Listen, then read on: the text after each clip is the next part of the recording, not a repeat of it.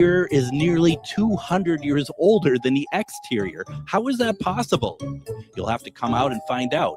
Before or after your tour, stop by the on-site market featuring a curated collection of handmade goods, artisan crafts, and locally inspired treasures. Perfect for picking up a keepsake to remember your haunting adventure. You'll also find exclusive spooky merchandise from Tales of the Crypt and Elvira. Then climb aboard the climate-controlled trolley as we travel through Minneapolis's haunted hotspots, uncovering ghost stories that locals would rather keep buried. The mansion is restored to perfection, and there is no better way to spend an evening. Visit MinneapolisTrolleyTours.com for tickets and more information. It's that time of year where the weather is getting nice, and it's time to get out of the house for some family fun. Lily Putt is open for the season, and you know what that means. Lily Putt is known for its mini golf, go-karts, glow golf, jump pads, kiddie carts, gem mining, and even a new arcade. Lily Putt also has interactive and engaging escape rooms like the Haunted Mansion, the Bunker, or Night of the Wolf.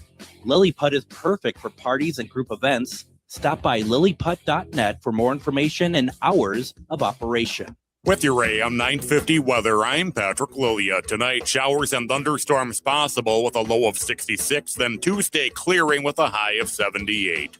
Summer is here, so have a night to remember with dinner and a show at Crooner's Supper Club. Crooner's is located in Fridley on Highway 65, just north of I-694. Check out their concert schedules and dinner menus at croonersmn.com.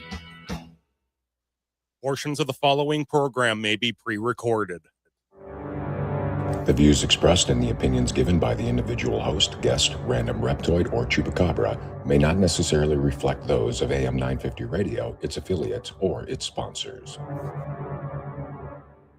Now, it's time to step into the unknown.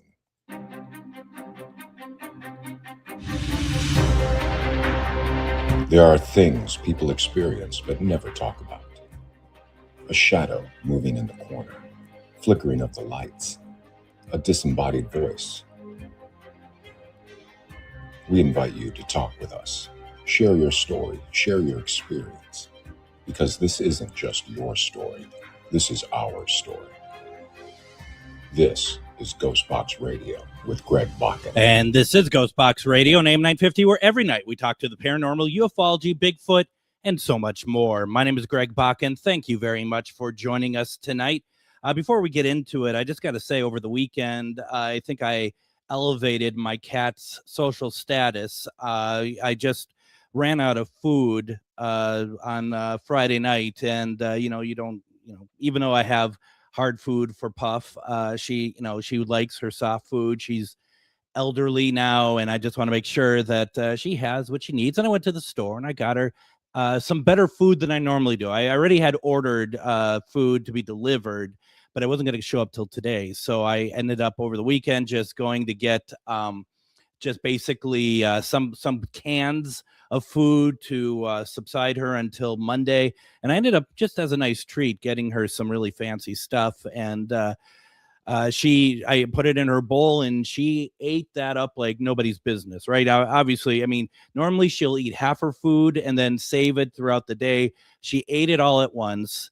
Then she wanted to have like dinner number 2 15 minutes later, and she starts begging me for it. And it's like, I can't do that. And so the whole day is her begging me to get more food. And so I feed her in the evening. She's once again eats it all up like it's going out of style. And I just, and then she's hungry again. Repeat this pattern a couple times. And today I have actually the normal food that she normally would eat, and gave it to her, and she took a bite, and she kind of took a bite and just put up her head, and she just kind of looked at me like I failed her. And perhaps I did, but the thing is I mean, if I have to eat common food, right? I mean, the cat has to as well. I mean, we have to kind of stay the same. I can't give her elevated food and I'm just, eating the crap I make every day. We have to kind of keep it together here. And so just be careful with what you do with your cat. You don't want to disappoint your cat like I did. But I'm going to tell you who's not going to be disappointed today. You, the listener. I'm going to tell you why. Because we're going to be talking about a new book that came out by Heidi Hollis. The book is called The Anomalies, A True Story of Medical Mysteries, Jesus Encounters, and Stigmata. And Heidi's known as the originating author who named and warned the world about shadow people and Hat Man. Heidi has spent decades speaking about these demonic beings while also sharing her encounters with Jesus, angelic beings, UFOs, non-human intelligences, and visits to heaven. This is going to be an interesting conversation. This is a pretty new book. It came out in May. This is a very personal book as well for her. So we're going to get to that right now. Heidi, welcome to GhostBox Radio. Hi, my friend. How are you this evening? I am doing well. Thank you for coming on. You know, as I tell people, when I tell people like who's coming up and I mention that you're going to be on, I have a lot of people who just light up. And I'm not kidding when they're just like, hey, Heidi's going to be on. And they're like, oh, really? Okay. What's the topic? And it happened last week. I mean, Adam, who you have, I don't think you've been on the show when Adam's been on. Adam's my producer Wednesday and Fridays. And he just adores listening to your shows that you're on, because you are so, you have a very different approach to a lot of things, and that is not negative towards any of my other wonderful guests. It's just a very different sort of experience that, like I said to you as well, the topic today is one of immense interest for me as well. So I want to kind of get through stuff now. And once again, folks, if you have any questions of what's going on in this show, what we're talking about, just put into the comments. We'll get to them. The book is once again called The Anomalies, A True Story of Medical Mysteries, Jesus Encounters, and Stigmata. Heidi, what is the book about? I mean, apart from it's very clear in the title, but there's more to it than that. Oh, gosh. You know, I even told you before we started here that I'm very new to speaking on it. I put out the print version of it just June 27th, and one of the anomalies threw me in the hospital a couple days later. So I haven't really been out talking on this a whole ton. So, you know, so many people notice over the past like 5 years, I haven't been as active like on social media and, you know, doing events and everything, because I didn't feel like I could be very honest about what it is that I had learned. And I'm very much about like pouring out everything that I am into everything that I do, because everything I do is for him, for Christ. You know, people know me as this paranormal UFO, whatever, but it's my encounters with Christ that gave me the nerve to even speak for the first time on this subject. Yep. I mean, because I saw him, you know, first, you know, back in the late 90s, the first time I saw him. And I didn't have the nerve for this. I didn't have the nerve to speak in my college classes, you know. So it was only because Jesus said, you know, if you go out and speak the words, I'll give them to you. I was like, okay, because I have nothing to say. I really don't want to say anything. So I really took a pause, because about 5 years ago, I was presented with something I just would have never anticipated. I've been very honest for a couple of decades now, talking about recalling before I was ever born. I don't have any good way to explain that, only that I was walking and talking to my college roommate.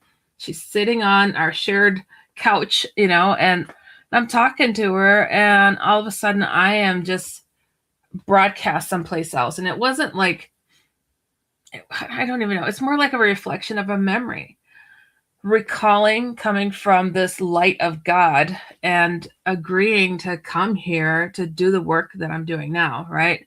And that's it in a nutshell. And it's like, when you get that kind of like revelation to yourself, you can't prove it to anybody, you know. And then I had Jesus encounters, and then I had angelic encounters, and I've been back and forth. As a kid, I had severe seizures. I didn't think I'd survive. And I would go to what I call the Crystal City, and it looks like ancient Greek buildings, all made of crystal, and people in white robes, and I'd be taught things. And so many connecting factors to that. And, you know, all these things that I'd experienced over the years, and I'd always hoped that I had something to show others the stuff that I'd experienced, how cool would it be to just have that one little bit of evidence or something? I would have never guessed that I had it all along. Although one of the beings that I had a lot of contact with, myself and my college roommate had a lot of contact with, he didn't look human, but he spoke of God and Christ as being the only way, and the only way to rebuke these more negative beings that are not human, not just demons, but alien looking things. And that's when I began to realize, like, we're dealing with something that is not so clean cut, where we can understand what's good and what's bad out in the world, right? So here I had all of this going on, and this being indicated to myself and my college roommate way back then that I was made differently. Okay. And I wrote this, what he told me in this book, I wrote in 97. It finally got published in 2001. And I said, oh, really? How am I made different? And he expressed through timing. It's really difficult to explain, but we'll just say through timing. And to come all these years later, a couple of decades, and like, oh my gosh, I am made different through timing. So this book is essentially a journey. When about 5 years ago, I was supposed to be working with a religion scholar that I named Chris.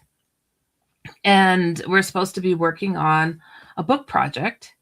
And coincidentally, 2 television projects, and then later a third to just out of nowhere. Okay. And this was during COVID, the beginning of COVID. And I'm living in California at the time. And the production for all this stuff and for doing the book is closer to the East Coast. And I'm like not doing anything because everything is shut down.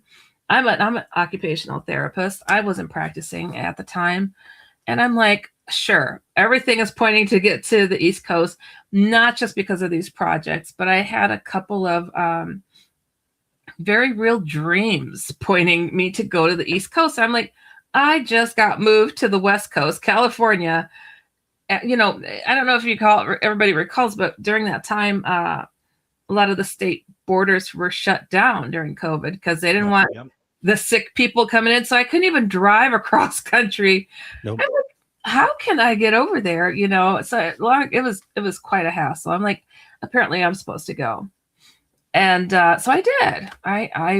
I managed to get over there. It was crazy how that happened. And I met with this religion scholar. I think we're going to be working on a book and these programs, but one by one, those programs got shut down because of COVID.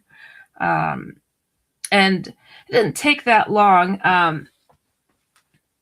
Well, I should back up and pause a little bit. But when I first was met with this scholar, essentially they looked at me in such a way I just could never understand what this look was while I was around them. I'm like, and essentially looks me deep in my eyes and says, you have a level of stigmata that we haven't seen since the first one. Now, prior to this, the person that introduced me to this religion scholar, and pardon me for jumping around because I'm not used to speaking on this, but I got introduced. Nope, we're following. Okay.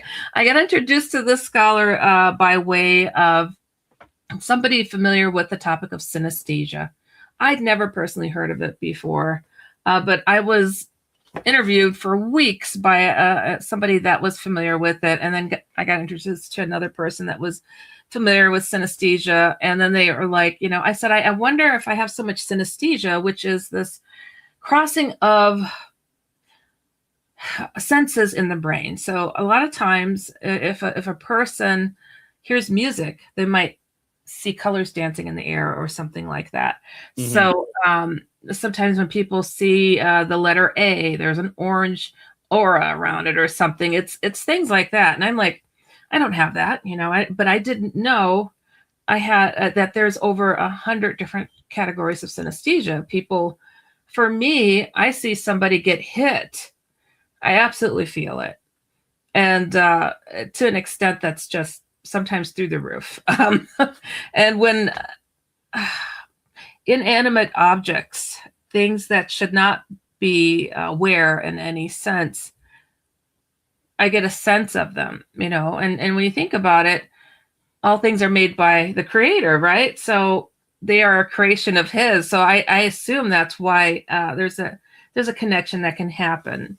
And so I filmed some of the things that were happening, especially between myself and computers. And I honestly thought a lot of people have that. A lot of people involved in these fields, we have weird stuff go on with electronics. But apparently having them respond and do favors is not one of them. And I didn't know that. So, and I'm being asked about, what do you mean interaction? I'm like, well, you want me to film it? And so I did several times, and things that they should not be able to do. And I guess it sounds so strange, but just if you anticipate something to happen, it just does. And I don't realize it until later that it can't do that type of thing. So it's not me asking a computer to do something for me. It's strange. But anyway, so one of these synesthesia experts introduced me to the religion scholar because I said, it was discovered I have a lot of different levels of synesthesia. And I said, well, I wonder if I have that. It's because I have a lot of weird physical anomalies. I was, stacking them over the years. Like, well, that's weird. Why do I have that? Because, you get an X-ray and you're like, well, that's a strange thing to have there. I'm an occupational therapist, which is like a physical therapist, but for the upper body. Okay. So I have some understanding of the medical world. And it's like, okay, I don't understand why I have that. I don't understand how is it one person got all of these things going on. So I gave this list to the synesthesia person. They were like, well, I think you should be met with this interesting scholar because you write books on spiritual warfare and you have these weird things going on. Let's, put you two together. And then long story short, I get an invitation to go work with them. I go and do that. And I had everything pulling me to go in that direction anyhow. But then upon meeting them for the first time, they tell me this name, Stigmata. And I'm like, hold on, I saw the horror movie once, I'm like, that was gross. Like, I'm not bleeding anywhere. What are you talking about? So what they were referencing, I thought only were everything that I have, I should say, has a medical diagnosis to it. So I have what are considered bone cysts through the lunate bone in the wrist. Okay. Now to have one is rare. To have another one in the other wrist in the same spot, I think there's like 3 of them out there or something that's ever been found. But my mindset is like, well, how many people go around x-raying their wrists to know? You know what I mean? True. So I'm like, whatever, it's weird. I see it's there. The way I became aware of them was weird. I picked up a laptop bag. I heard something make a weird sound and then it started hurting. I go to the ER and I essentially find out there's like this bullet hole looking thing through the bone in my wrist. I'm like, that's weird, Oh, but that's not the problem. My doctor's like, skip over that. Okay. Next time I'm driving, everything heals up. I'm driving and I turn my steering wheel too tight to avoid something on the road. I have to get both wrists checked out. They're both torn and dislocated and both have a bullet hole going through the center of them. I'm like, what? This is just bizarre. Okay, so this information gets brought up about Stigmata. I'm like, oh, okay. What do you mean the first? I'm not Catholic. I was raised Methodist. And I see horror movies every so often, and I'm like, Stigmata is one of the wildest ones out there. And I just wasn't grasping the significance of this. And I'm like, how do you say it? It's like, it was nothing to celebrate. It was nothing. To me, it's like I've had interactions with him. I've had several encounters with Christ. I've written a book about some of the encounters that I had with him. And at the time, I just so happened to be writing the follow-up book to the first book called Jesus is No Joke, because I had other experiences with him. So I'm like, I got to get this put in a book as well. And then I'm told Stigmata, and I'm like, pause, tell me more about what is that? And it's like the marks of Christ. I'm like, no, these are bone cysts. It's like, okay, and they weren't pushy at that time with anything. This Chris scholar. And I'm like, oh, okay, let's move on and work with on the book that we're supposed to be doing. And then I get another nugget dropped my way and another nugget. And I'm not catching the significance of this. Yeah. What I want to do, because I want to keep this conversation going, but I need to get a break in here. Mm-hmm. Why don't we go ahead and why don't we go ahead and take our first break when we come back, because we're getting into the stigmata here. Mm-hmm. And I have lots of questions, and I want to hear more what you have to say, especially around this. If anyone has questions, put in the comments. Don't go anywhere. You're listening to GhostBox Radio on AM 950.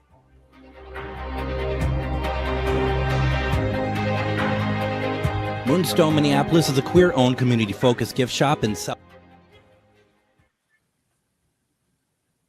Moonstone Minneapolis is a queer-owned, community-focused gift shop in South Minneapolis centered on curiosity, connection, and self-discovery. Explore astrology, tarot, crystals, herbs, mindfulness, and spiritual practices in a welcoming environment for all backgrounds and experience levels. Located at 3304 East Lake Street in Minneapolis, Moonstone Minneapolis also hosts makers markets, classes, and community events. Learn more at moonstoneMPLS.com and discover a welcoming place to explore with curiosity and respect.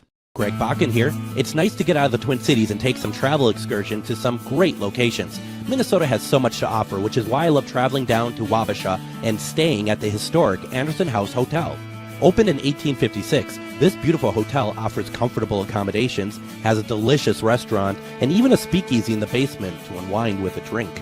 Located next to the Mississippi River and on Main Street, there is a lot of sightseeing and shopping to do too.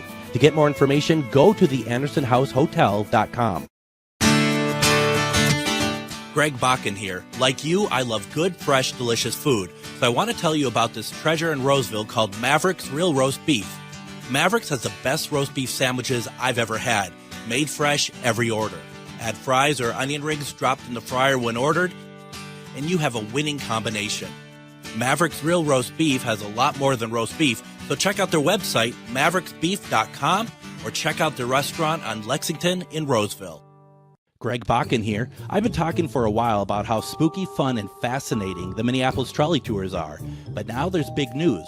The Candlelight Ghost Tours now begin at the historic Pillsbury Club, a beautifully restored haunted mansion once owned by Charles Pillsbury himself. Believe it or not, the interior is nearly 200 years older than the exterior. How is that possible? You'll have to come out and find out. Before or after your tour, stop by the on-site market featuring a curated collection of handmade goods, artisan crafts, and locally inspired treasures. Perfect for picking up a keepsake to remember your haunting adventure. You'll also find exclusive spooky merchandise from Tales of the Crypt and Elvira. Then, climb aboard the climate-controlled trolley as we travel through Minneapolis' haunted hotspots, uncovering ghost stories that locals would rather keep buried. The mansion is restored to perfection, and there is no better way to spend an evening. Visit MinneapolisTrolleyTours.com for tickets and more information.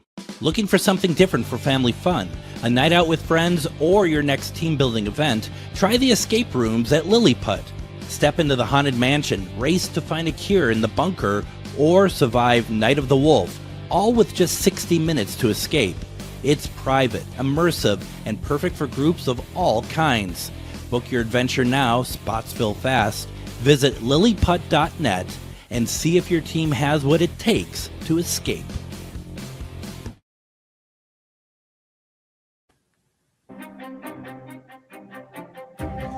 And I want to remind everybody that this Wednesday is Ghost Stories and Beyond, and it's going to be at Billy's as usual. We're really excited about this. Our friend Carrie Peterson is going to be coming out this Wednesday, and you may see on all the paranormal shows like how people use the Connect to map in ghosts and other figures and whatever.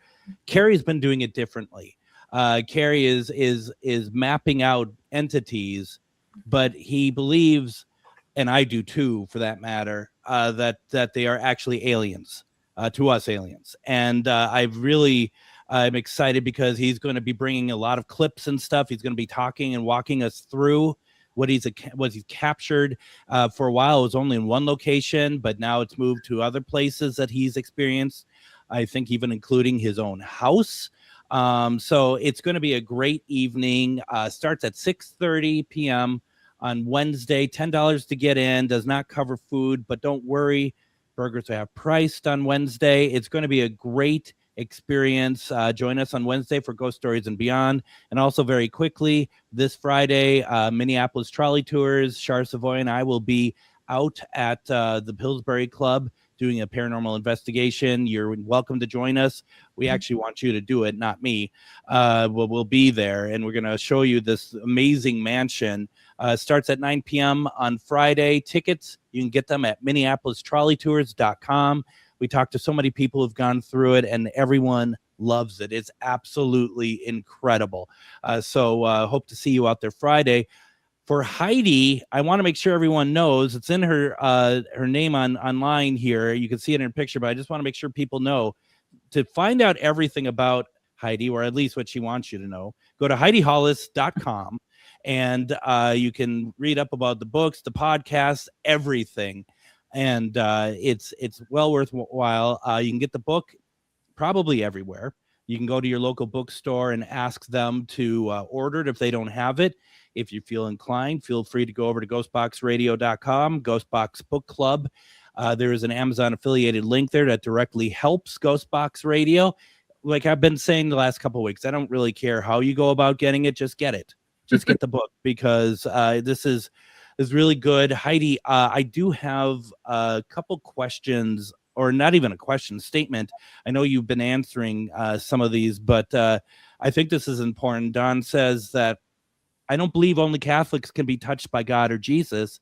Any true Christian can be. And I don't want to take us off topic here, so I'm going to kind of be quick about this, but I also feel like, and I'm not saying this is you, but I also feel like possibly anyone who's also in need of guidance too, I could see that being the case as well. I mean, I don't know. It's just, but I think that's an important thing to put out there, that it's, I don't think it's necessarily, religious folk, right, or, but I don't know.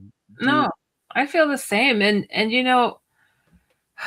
I wasn't looking for him when I first had an encounter with him. In fact, I'd written my first book, The Secret War, and wrote it in 97 and was trying to find a publisher up until 2001. In the meantime, I'm editing it and doing stuff, hoping to get a publisher.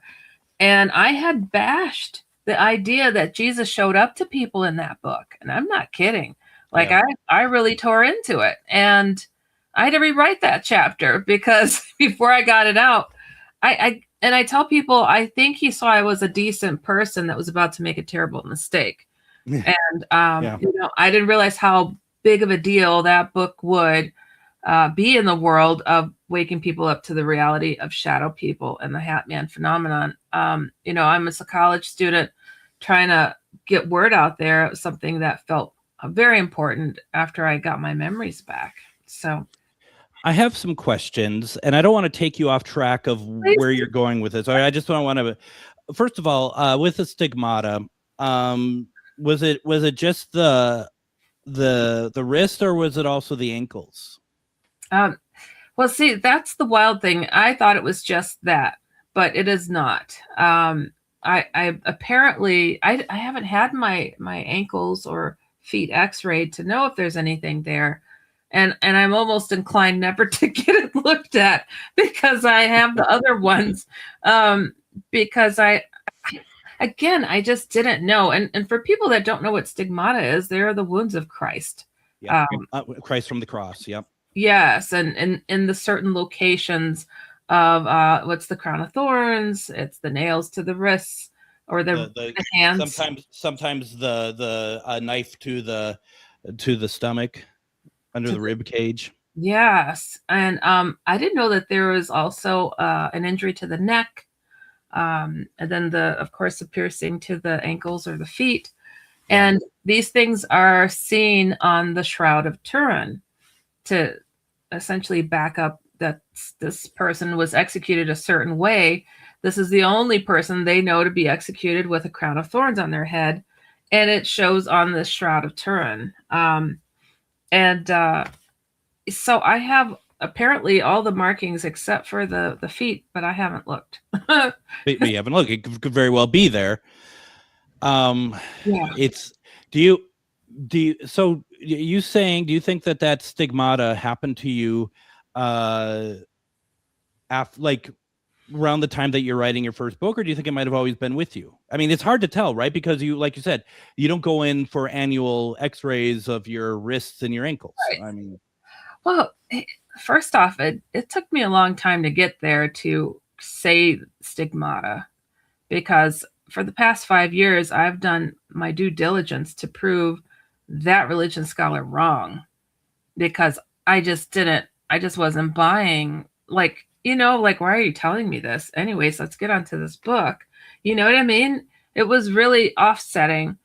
I did not realize that the book was just a cover, because the person that I was actually working with was sent by the Vatican.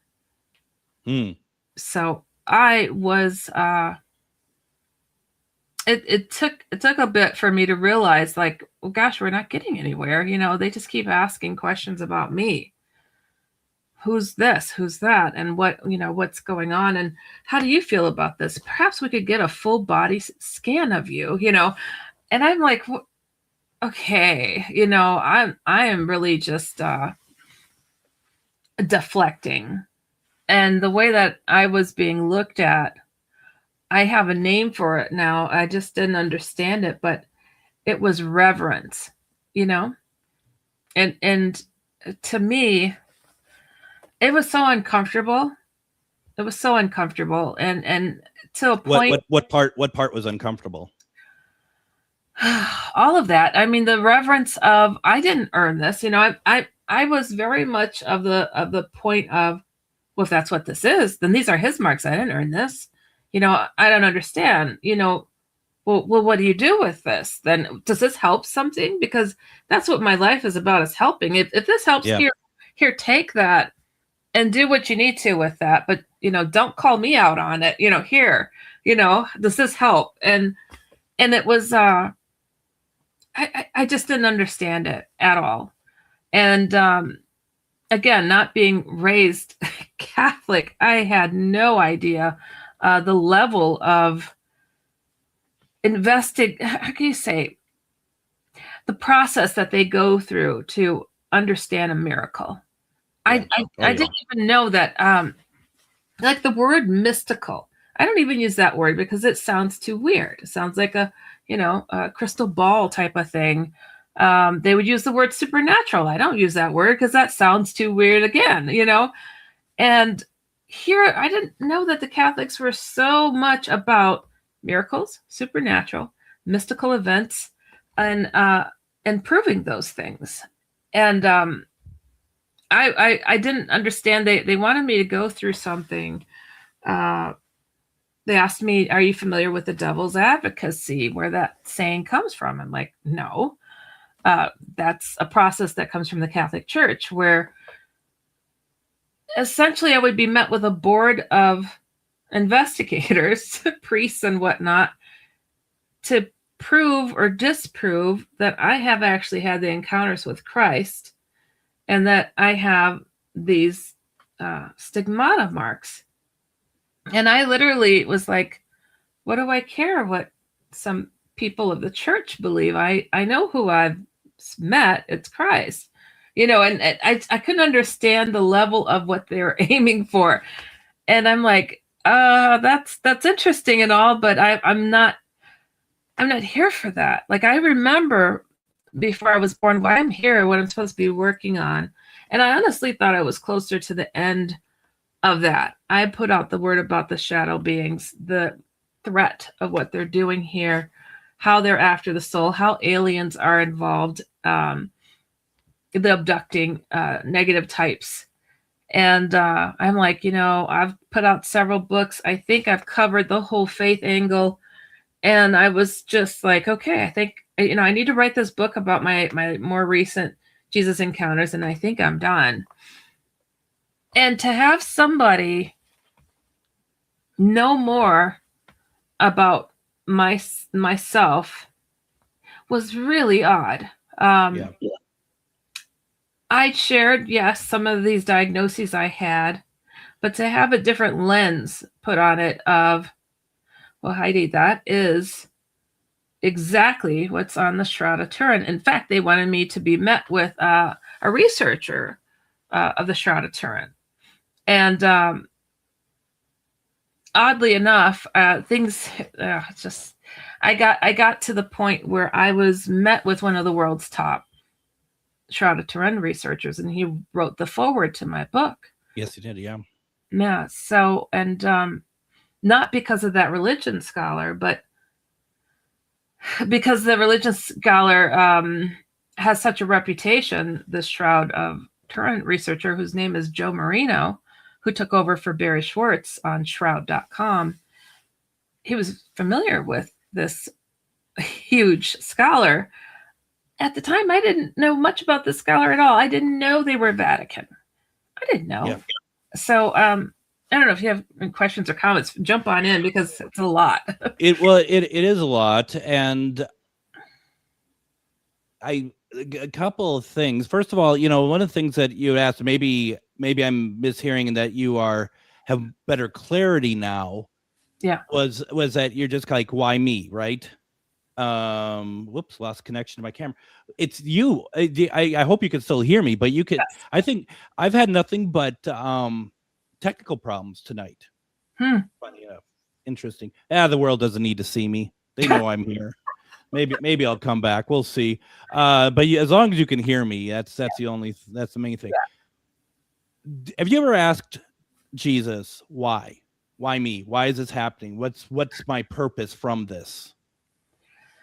This might sound strange, Greg, but in the beginning, when I was having the experiences with Christ, this sounds so odd, but and one of my friends has honestly in the past year been waking me up to this, like, Heidi, this does not happen to everybody. Do you understand? I'm like, I've been so involved in the field of the paranormal and questionable things of mystery.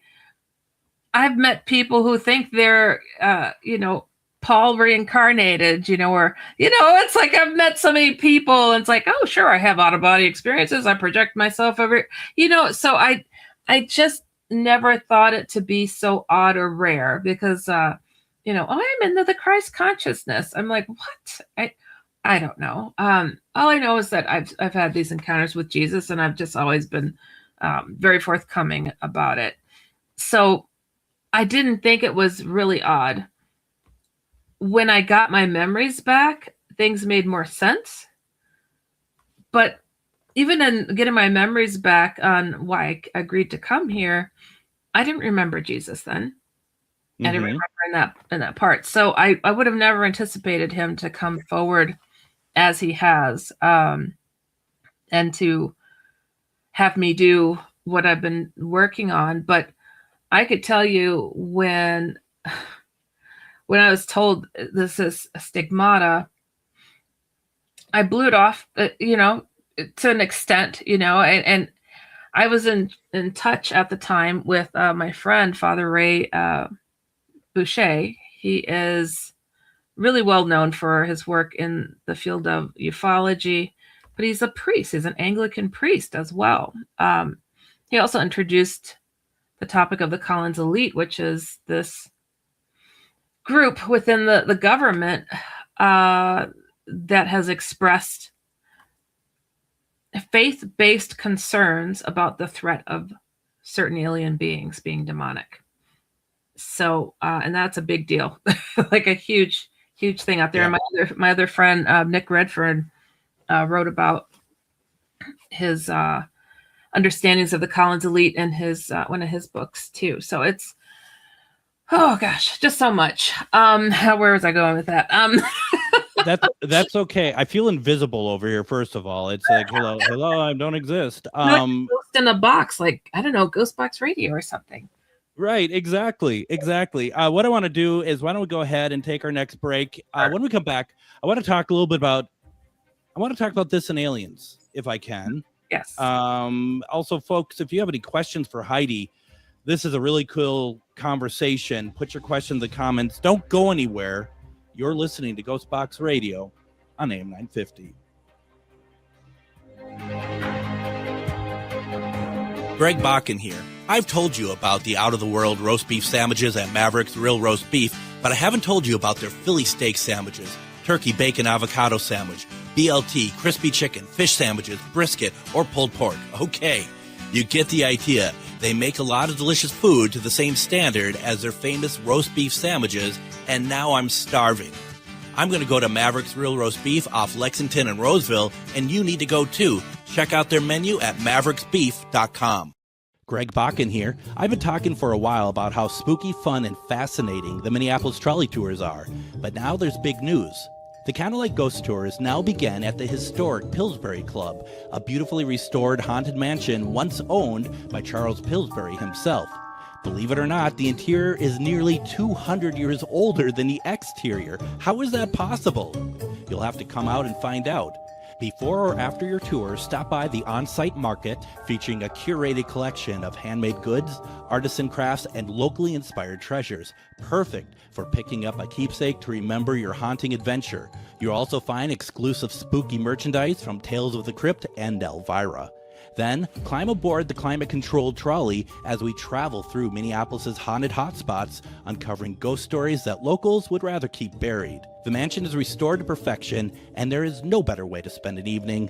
Visit MinneapolisTrolleyTours.com for tickets and more information. Moonstone Minneapolis is a queer-owned community-focused gift shop in South Minneapolis centered on curiosity, connection, and self-discovery. Explore astrology, tarot, crystals, herbs, mindfulness, and spiritual practices in a welcoming environment for all backgrounds and experience levels. Located at 3304 East Lake Street in Minneapolis, Moonstone Minneapolis also hosts makers markets, classes, and community events. Learn more at moonstoneMPLS.com and discover a welcoming place to explore with curiosity and respect. It's that time of year where the weather is getting nice and it's time to get out of the house for some family fun.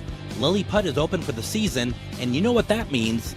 Lily Putt is known for its mini golf, go-karts, glow golf, jump pads, kiddie carts, gem mining, and even a new arcade. Lily Putt also has interactive and engaging escape rooms like the Haunted Mansion, the Bunker, or Night of the Wolf.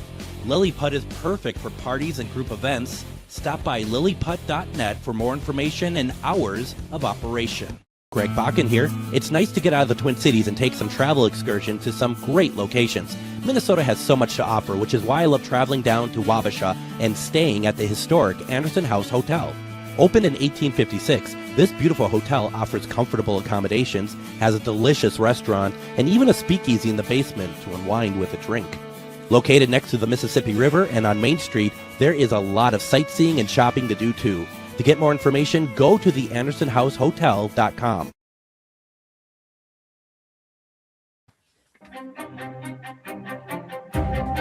And join me tomorrow on GhostBox Radio with Greg Bakun. It's just going to be me tomorrow, and I wanted to do this for a while, but I haven't had the opportunity. And also wanted to make sure that people had the opportunity to go see this film if they wanted to. I want to talk about Steven Spielberg's Disclosure Day tomorrow. I want to talk about how it made me feel. I want to know how it made you all feel if you saw it. Note that there'll probably be some spoilers tomorrow. So if you haven't seen it, maybe you don't want to take part in the conversation. But I do want to let everyone know that I think that the film had an impact on me, and I want to talk about it. And I'd like to hear what happened when you watched it. Maybe to some, it's just a movie. To others, it might have been more something that they've experienced themselves. I would love that to have that conversation. We're going to do that tomorrow. So definitely, if that interests you, please make sure that you tune in tomorrow. We're talking about Heidi Hollis's most recent book, The Anomalies, a true story of medical mysteries, Jesus encounters, and stigmata. We're talking about the stigmata part. Also, I just want to remind folks that you can get the book at your local booksellers. You can also go, if you are so inclined, to use our affiliated Amazon link over at GhostBox Book Club as well.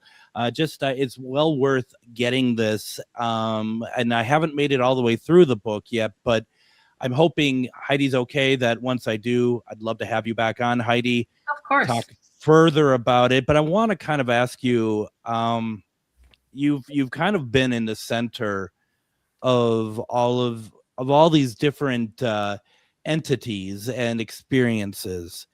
First question is, do you consider yourself a star seed? No.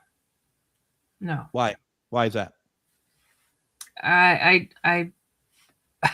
think I would understand that if that were the case, because if I needed to know I was, it would have come to me in some form, but it's just not a part of me. No.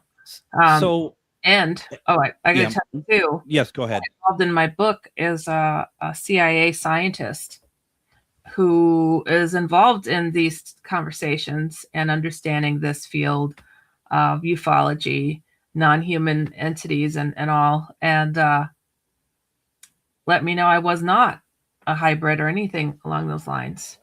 That's a spoiler. It's interesting because I've had Suzanne Worthley on before, and she's wrote a book called Secrets of the Star Seed. And there's a lot of people and a little bit of, and I'm not saying it's exact by any stretch of imagination, but some of the stuff that she talks about, especially when you are talking about that you found yourself in a place like before you're born, and that you kind of you talked about what you needed to do.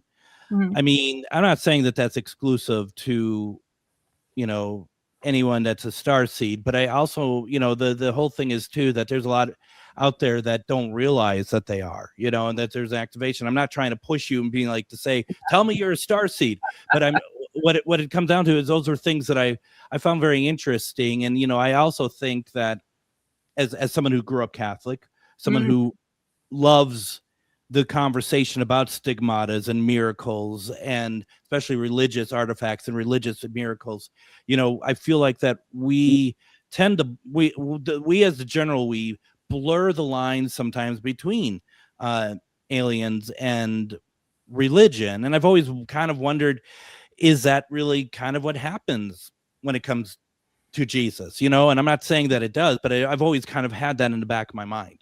Yeah. When I first started speaking on the shadow people alien conversation and all of it together, I had already had my first Jesus encounter, and it didn't confuse anything. So many people were choosing aliens or Jesus, which made no sense to me.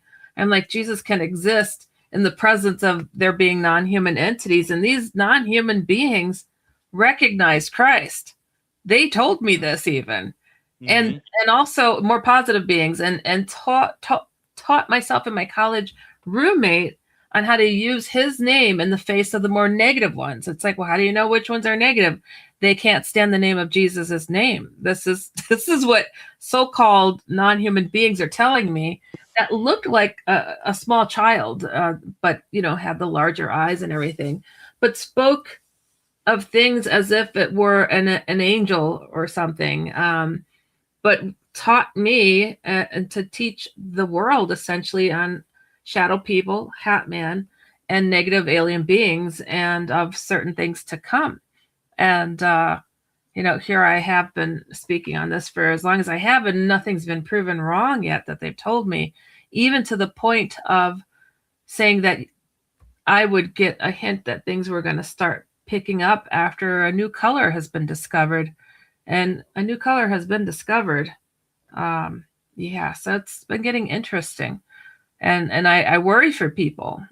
So many people could feel something is going on in these times that we're in, and I'm getting all the signals of and then to find that myself included, that I'm something that is an outlier of what it is to be human, even though I am.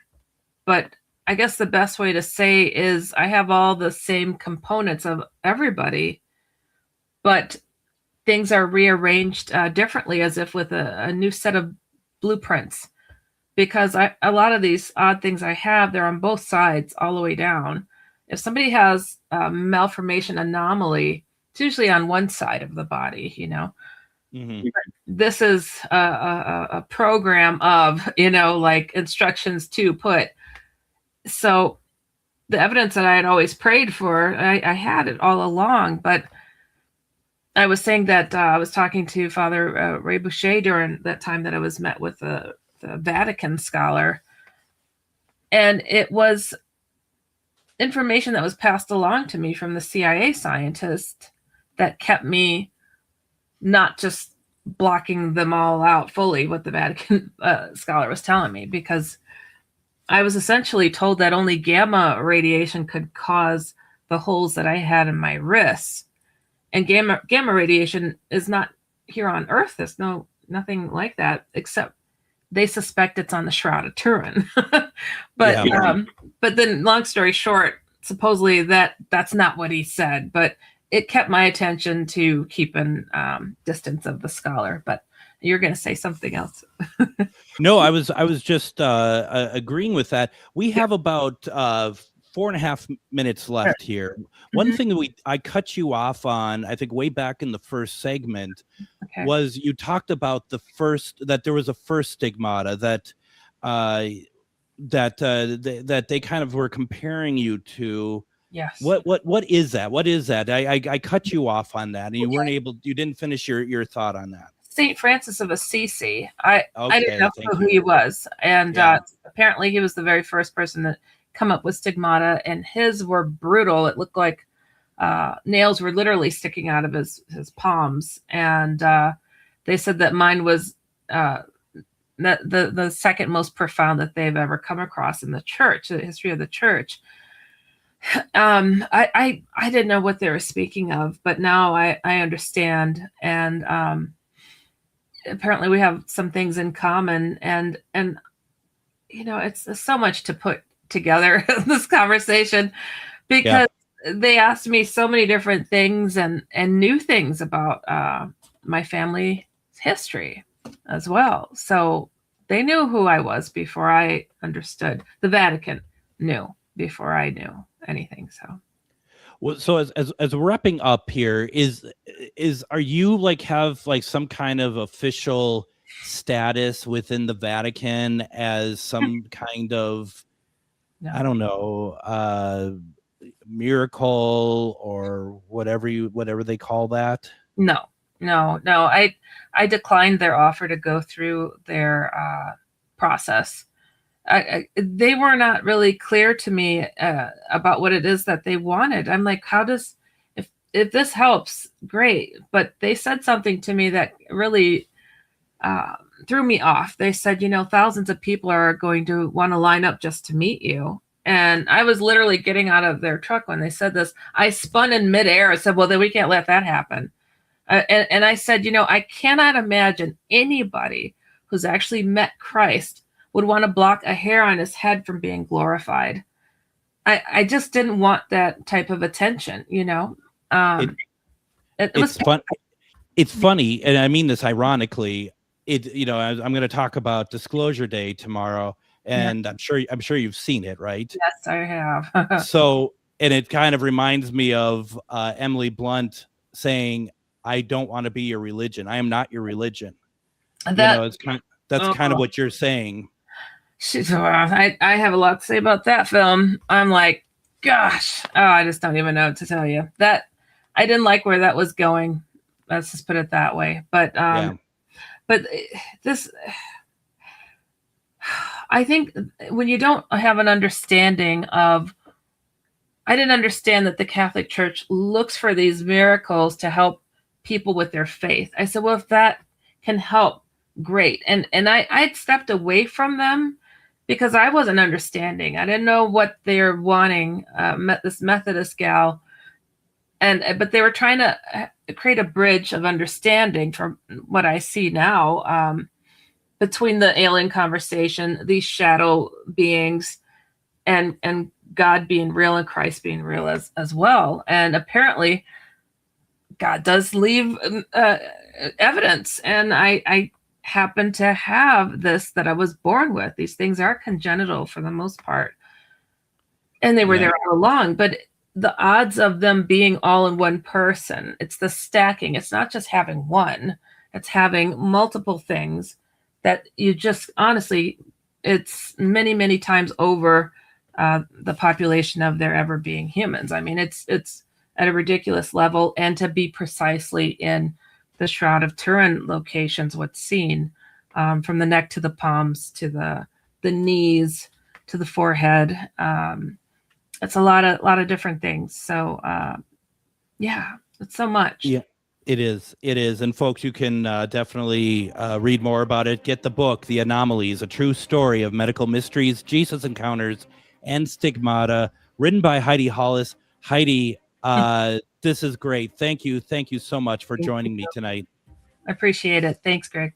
And we'll hopefully talk more about this and all the other wonderful things. Don't forget to go to HeidiHollis.com to find out more about Heidi. I'll be back tomorrow talking about my thoughts on Disclosure Day. Hope you join us for that. Everyone, have a fantastic night.